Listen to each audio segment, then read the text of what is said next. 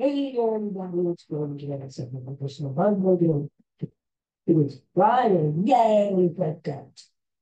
And it is August 2nd. But it was before we start talking and things we do. There he is. I felt defended by Bud. That's not why we have a word for checking them out. And that's good. With a babushka. I worked with food. The food. There was isn't shake down. He was in the people. That's his babushka. Babushka. All right, so I found this. I found this. I can read it. By the way, see how it won't do up? And back on the bill. Um, yeah. You know what? I needed a day. I needed a break from the Phillies because they were getting really good. And I said, oh, well, I'm jumping back on. Oh, wow. The Phillies are going to win the World Series. I know if I want to fly. I know. Well, one really, really big, really big, and it's about that. The people are going to super to two parades with events. Those parades will be Denver and we did late. So, walk around. And so, I got them. So, as you see, and I'm doing it with the and the boys were pulling out when they see them. So it's it's going to be an interesting West Coast trip because you go to Seattle, which isn't a bad team. They got some good news. But they're not facing the two best pitching in the team. They're not facing Jake Kirby, the league's speed.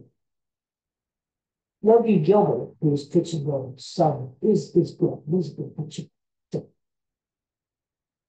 I think that kid though, it's about Tyler Phillips. He's the great. And it got out for Sunday. So,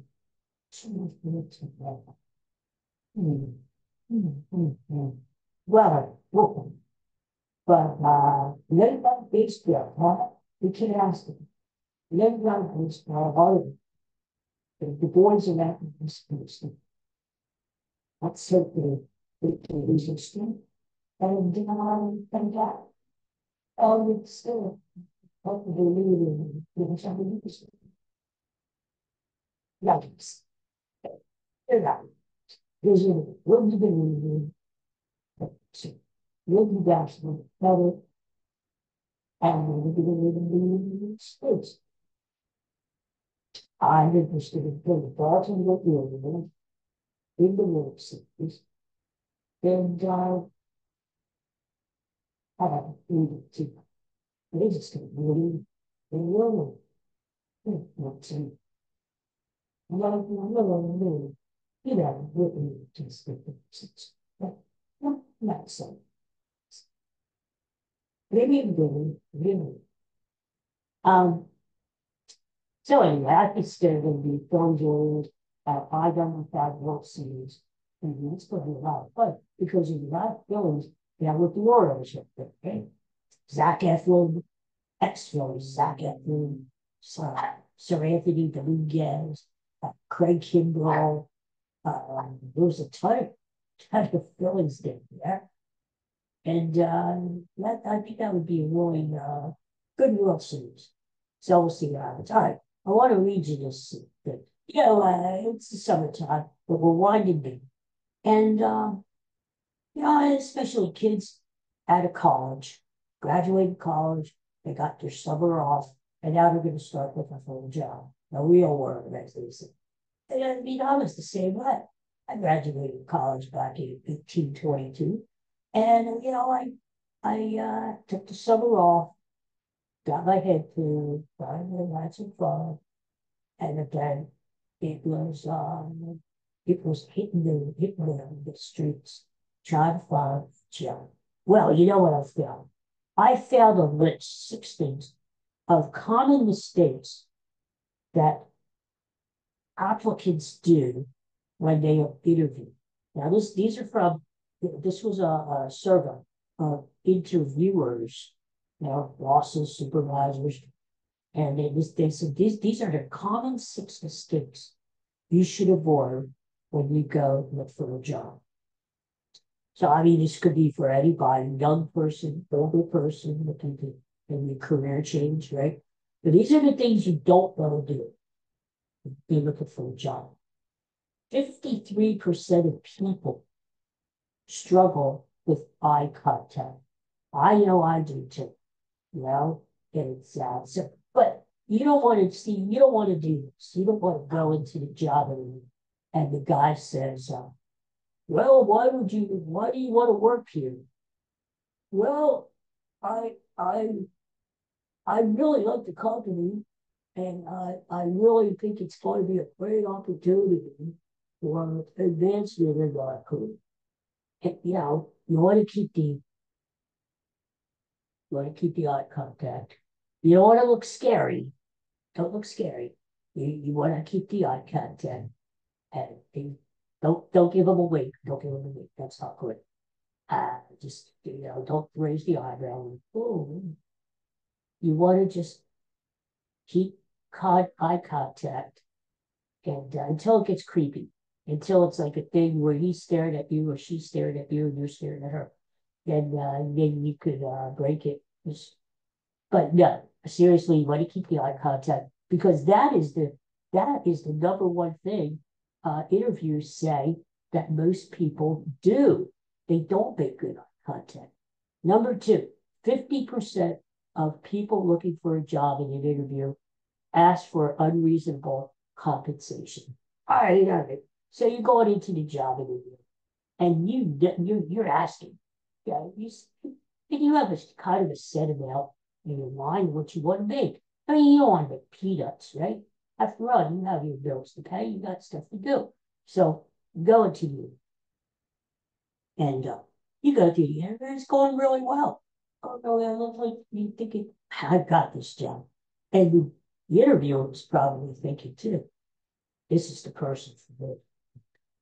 Now, come to the final. What the hell's going on out there in the hallway? The dogs are running like it's the Kentucky Derby. Anyway, so they're asking. So the guy says, before I think it's good. Before we wrap it up, how much is are you willing to pay? How much is your salary? And the interviewer says, well, we're starting you out at $64,000 a year. And you go over and say, I won't work for anything less than 200,000. Well, you know what? That's probably not going to get you the name. So, you may need to negotiate a little, but I would say, if you really like the position, if you really like where you're going to work and your boss and everything, start at 64. Then you work your way up, right? You prove yourself. You got to prove yourself, and then you work your way up, and then naturally you get more benefits and stuff. So instead of bitching about it, which is good even, you would just say to the guy, that's fair, but are there like benefits, and how much if I work 6 months, does it go up? Sort of just a little question about, is there a ladder? You don't want to work for 20 years that's not the same salary. That's pretty. So, yeah. Anyway, you don't want to ask for the world when you go. Okay. So the number three thing, 47% of people said, the interviewers said the applicant dresses inappropriately. Now, here's the thing. You don't want to go into a job interview dressed like a bum. Like me. Look at me. Huh? I would not go into a job interview like this. Unless unless it was a job working for the Phillies. Let's say I'm going to be the new batting coach, hitting coach. Well, I'm going to deck myself out. Because I'm not Mets. Not Mets, and not Dodgers, and not stinking Yankees. No. I'm all Phillies, as you can see. So maybe that would get me the job as the new hitting coach, which I think they need. So, uh, so you want to dress the perfect jeans, no, no, you shoes. You want to wear shoes. I would go into the job interview barefoot. I'm just saying, it's just so. You know, if you do, for God's sakes, wash your feet. Jesus. Anyway, you know, you want to wear shoes. You want to wear pants. You want to wear underwear. Did you ever have your mom say, before you go out on a date or you go out with the guys, or you just go to a ball division. Get to change your underwear, make sure you change your underwear. And I forget you're in an accident and you're in the emergency room and they see you don't have clean underwear. So, um, so wear clean underwear and a nice tie and a shirt. Come on, don't be a slob. This is your future, Calvin. Just dress appropriately. You could do it for one day, okay? It's not going to kill you. All right, number four. Number four, Lewis. Number four, 27% of people do this. They use inappropriate language. Now, here's the thing. When you go into a gym, you don't want to say, well, I can't say because I love to get paid because I like doing shit. You don't want to say stuff like that. I'm here to get the effort. And how much effort say, uh, not taking it. I mean, don't you don't do that. You know, even if we wish something uh, out of the well, I mean, check it from if you can't do it, where's the word? Where's the word? The less said something. So if you don't feel the sex is slipping, you might want to say, mm-hmm, mm-hmm, mm-hmm, mm-hmm. Try it on and practice before you go to the job. And that sense, don't slow. And you're not going to get the job. Stop. You're not moving the burn up a big stand.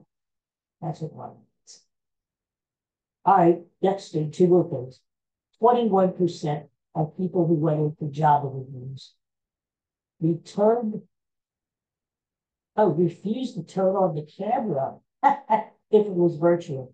Now I get this. Yeah, I'm putting it in I make a lot of stuff that virtual.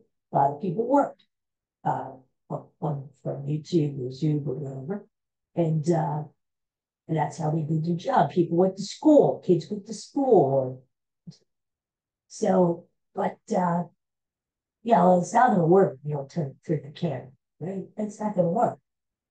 Um, so, and that's the same way with the job. If they're still doing job interviews, be virtually, uh, you want to turn the camera on. Let the world see your face. Smile, smile, smile.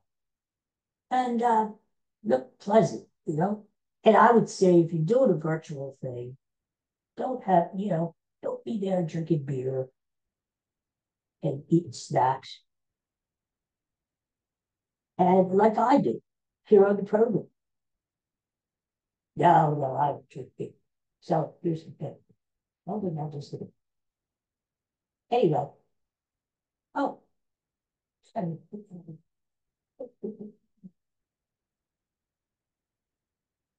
done. I'm waiting for slowly. Oh, yes, I am. I'm still. Oh, happy.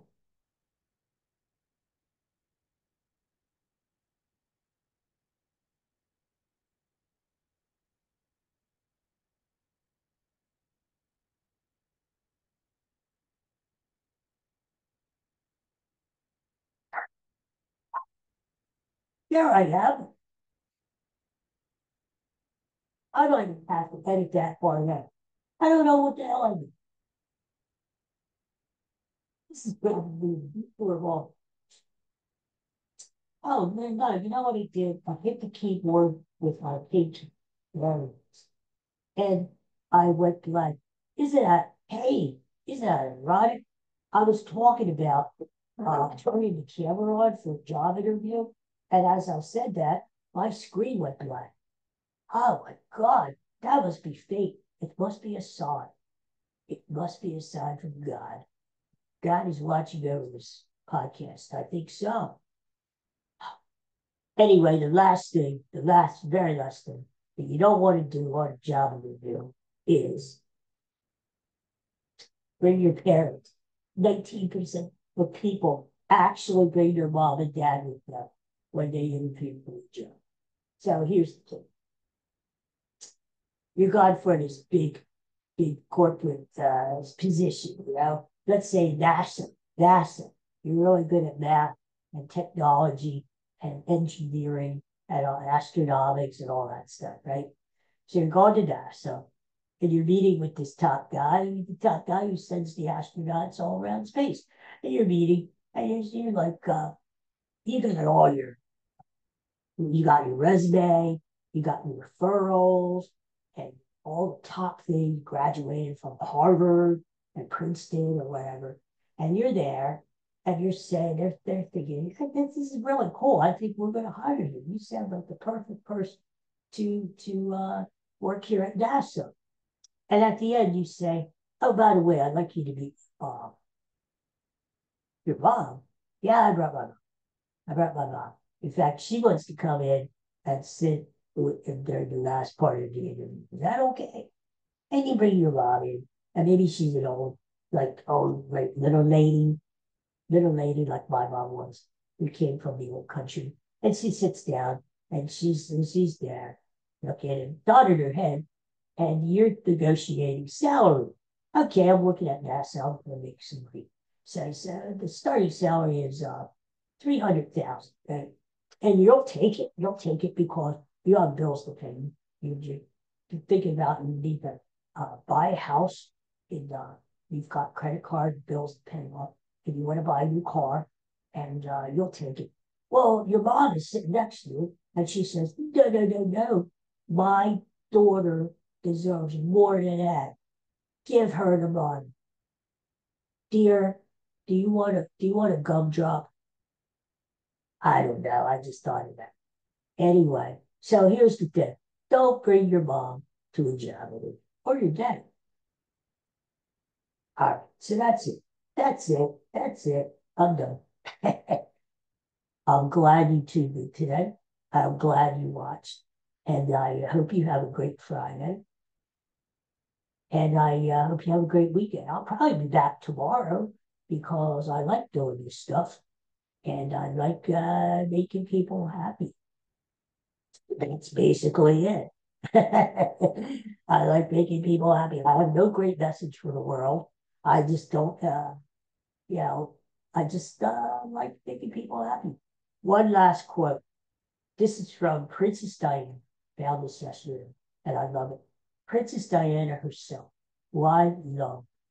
I love Princess Diana, even when, back in the 90s, 80s, she got married and stuff. And I love Princess Diana. Always a fan of hers. And I did. I took it hard when she died. And I still miss her. I miss her compassion. Not only was she a beautiful, beautiful lady, she was so compassionate. And this is her quote. I don't go by the rule book. I lead from the heart, not the hand. That is great. And that's how I've done all my life. Uh, 30 years being a social worker, right? I wasn't the best social worker in the world. I didn't know all those theories and all that. Yeah. I led with the heart. And if you lead with kindness, kindness matters. Kindness, you'll never go wrong. So there you go. All right, everybody. Peace and love. I'll see you next time. Bye. Bye bye. Bye. Don't come back now, yeah?